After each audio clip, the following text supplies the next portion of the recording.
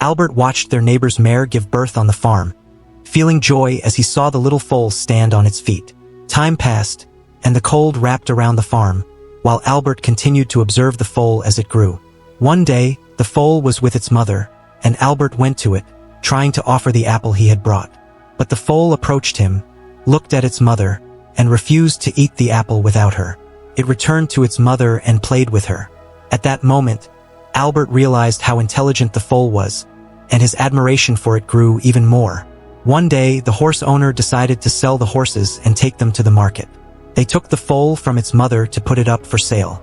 The foal became angry and returned to its mother, unwilling to leave her, but the owner forcefully took it and displayed it for sale. Ted, Albert's father, admired the foal and wanted to buy it, but the farm owner he worked for competed with him.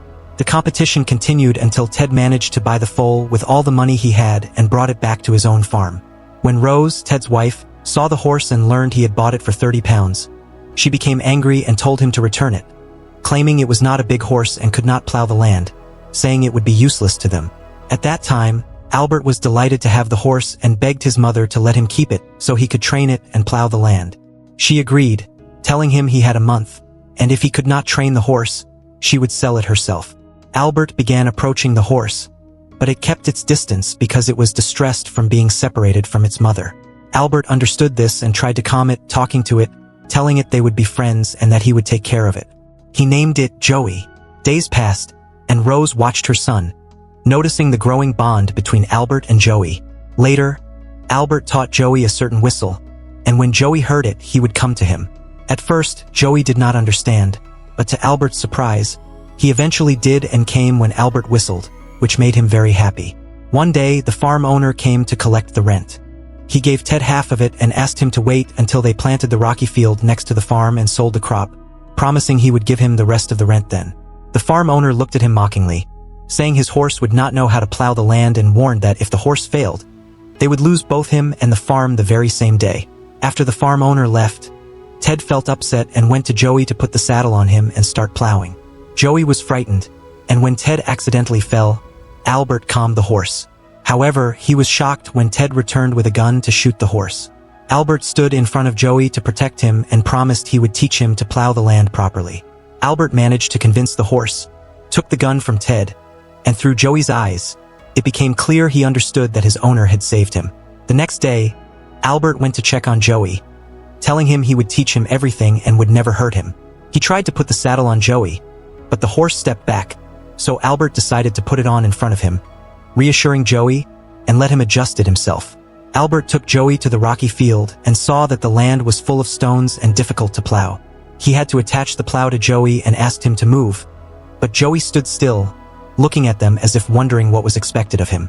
At that moment, Ted told his son to hit him to make him move, so Albert followed his instructions. Joey dragged Albert across the ground with the plow, and then Albert got up.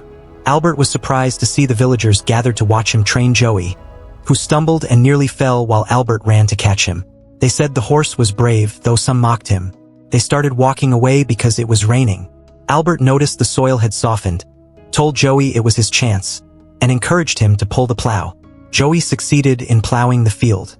Albert rejoiced, and his mother watched proudly as her son achieved this feat. Albert and Joey continued to work through the rain until they finished plowing the entire field, exhausted, and then went inside to rest.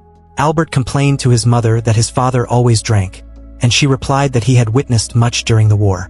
She showed Albert his father's military medals and gave him the sash he received while serving as a sergeant, saying it was a gift for the accomplishment he and Joey had achieved. Later, Ted went to plant the field, time passed, and the crops began to grow. One day, Albert was with Joey, leading him around the farm. On the way, he met Tom, Leo's son, with his fiancée in the car, and Albert managed to overtake them. The fiancée was impressed by him. Suddenly, Joey stopped, and Albert flew off, falling to the ground. He got up, took Joey, and returned home. Heavy rains ruined their crop, leaving them unable to pay Leo the rent. At that time, World War I was announced. As usual, Albert went to Joey, but he was not there. He ran to ask his mother and learned that his father had taken Joey to sell him to pay the farm rent. His mother cried as she watched him run after his horse, knowing how attached he was to Joey. At the market, a military officer, James, approached Ted and asked about Joey. Ted sent a video showing Joey's strength and loyalty, saying he was brave and strong, and no one like him could be found in the city. Albert arrived at the market and found that the officer had bought the horse. He begged his father to let him keep Joey, promising he would work and repay him. James saw Albert's bond with Joey and said he had bought the horse for £30, a very small amount for such a horse. He offered Albert to consider the sum as Joey's rent until he returned from the war and promised to care for him well. Albert had to say goodbye to Joey, promising he would return one day so they could live together again, tying the sash his father had worn to him. Joey was then taken to the army camp, angry and refusing to let anyone near him because he wanted to return to Albert. With difficulty, they managed to tie him next to a black mare. James went to talk to him and calm him, and it became clear that James cared for him very much. The next day, a horse race was held at the camp, and the fastest were two, Joey and the black mare. However, Joey outpaced her and won the race, and it was evident that they were fond of each other. Afterwards, we see him writing a letter and including a drawing of Joey to send to Albert to reassure him about the horse. For days later, English soldiers suddenly attacked the German leather camp, killing many soldiers. But the Germans were prepared and struck them with cannons, managing to eliminate a large number of English soldiers and their horses. They took Joey, while the black mare refused to leave him. They decided to let her pull the ambulance wagon, but she refused to wear the harness. Joey went to put it on himself and reassured her that it was safe and there was nothing to fear. She calmed down, wore it, and the horse officer, Janter, was surprised. A few days later, the letter James had written reached Albert, who was overjoyed to see the drawing of Joey, but saddened when he learned that James had died in the war. He understood that Joey had died with him as well. At the German camp, Commander Janter ordered him to stay with the horses while Michael, his brother, went to fight with them. Janter was shocked because he feared for his brother, but Michael reassured him, telling him to hide until the soldiers left without noticing, though Michael refused and promised that he would return soon. In the morning, Janter saw the soldiers leaving and could not let his brother go with them. He rode Joey, took the mare, kidnapped his brother, and fled to a distant place to hide. Unfortunately, the Germans discovered their location and executed them for high treason, ignoring the horses there, and then departed. The next morning, a beautiful girl named Emily, who lived with her grandfather after the death of her parents, found them. She showed her grandfather the new friends she had met at the mill. He told her that if their owners appeared, she must return them. She began to care for them, preparing food, talking to them, and trying to teach Joey to jump over high obstacles. She jumped in front of him over a small hurdle to demonstrate, and he surprisingly managed to clear it easily. She brought him carrots to encourage him, while her grandfather watched, happy to see her personality change after having lived alone and silent. They noticed the soldiers' wagons approaching, and her grandfather told her to hide the horses quickly. She took them and hid them. The German soldiers arrived, took the farm's crops and food from the house, harassed her grandfather with words, and then left. Emily had hidden the horses in her room, and no one noticed. The next day, her grandfather gave her a gift, her father's horse saddle. She was delighted and put it on Joey. Her grandfather warned her not to go far, but she unfortunately wandered off, following Joey the mare. The soldiers discovered this and took the horses from Emily, who tried to resist, but her grandfather stopped her out of fear for her, and she cried over her friends. At the German camp, the soldiers made the horses pull heavy artillery. One horse fell, and the commander executed it. He ordered another horse brought to him, and he chose the mare. Joey looked at her and ran to take her place, letting her go. The commander did take her after seeing Joey's strength, then returned her, while Joey watched until he was sure she had moved away. The horses began pulling the artillery to the high ground. Joey struggled with exhaustion but persevered until the cannons reached their position, and the soldiers began shelling the English camp. In 1918, Albert volunteered for the English army and fought alongside them, killing many Germans with the cannons. But he and his comrades did not surrender, even when facing death. The German soldiers and their horses moved to another location. On the way, Peter, the horse officer, noticed that the mare was injured in her leg and informed the commander that she needed rest. The commander became angry and ordered her to be forced, which made it difficult for Peter. He took her and Joey aside so she could rest. The mare fell to the ground, and Joey went to her to encourage her to rise, feeling sad to see her in pain. The soldiers arrived and took Peter with them. He shouted to Joey to run quickly because an English tank was approaching. Joey ran away from it, but all paths ahead were blocked, and he did not know how to proceed. When the tank reached him, he quickly jumped onto it and crossed to the other side, running at full speed amid gunfire and artillery until he reached the barbed wire. He tried to cross it to continue, but it wrapped around his body, and he fell to the ground, trying to get up in vain. English soldiers saw him struggling and moved to take him, but he could not get free from the wires. One of them, named Mark, decided to help. He raised a white flag so the Germans would not shoot and approached the horse. A German soldier came and gave him wire cutters to assist, and they communicated using simple English. In the end, they managed to free Joey from the wires. Both wanted to take him, so they flipped a coin to decide, and Mark won. The German soldier shook Mark's hand as if they were friends, and Mark returned with Joey to his comrades, who admired the horse's appearance. Afterwards, Mark took Joey to the medical camp to be treated.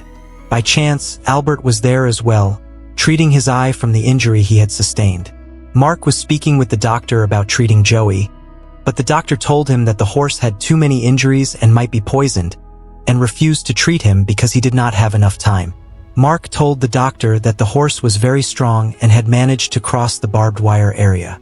Everyone present began talking about the extraordinary horse, and Albert listened to their words. Meanwhile, the doctor informed Mark that the horse's wounds were difficult to treat and asked the sergeant to euthanize him to relieve his suffering.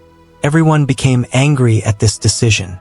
The sergeant prepared and aimed his pistol at the horse.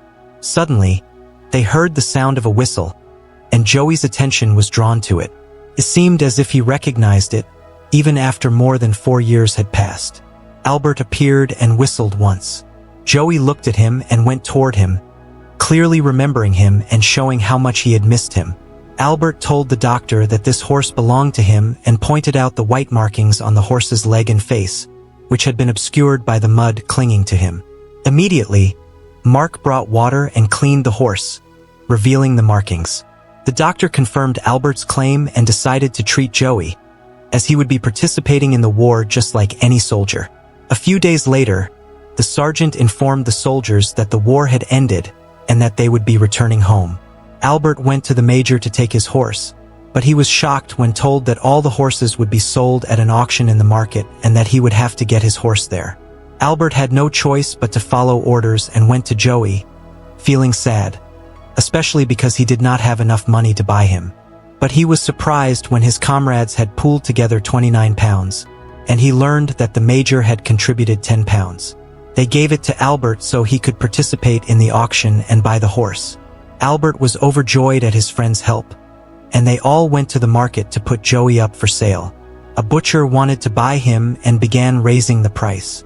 Before the auction could close on the horse, the grandfather appeared. The price reached 100 pounds, and he said he was willing to sell his farm and pay this amount for the horse. Albert was shocked and went to his grandfather, begging him to let him have the horse. He promised that when he returned to his country, he would send double the amount he had purchased the horse for. But the grandfather told him that this horse was the only one who had brought happiness to his orphan granddaughter, and that he had spent 3 days traveling to reach the auction to buy it for her. They took the horse and began to leave, but Joey left the grandfather and returned to Albert. The grandfather saw Albert and Joey saying goodbye and understood that their bond was extremely strong.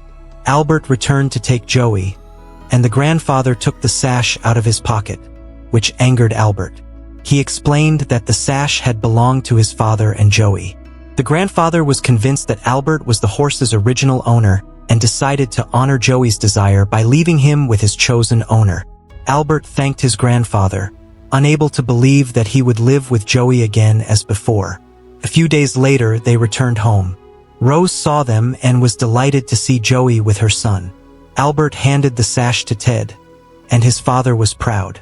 Joey looked at them happily, knowing he had returned to his family after all he had endured.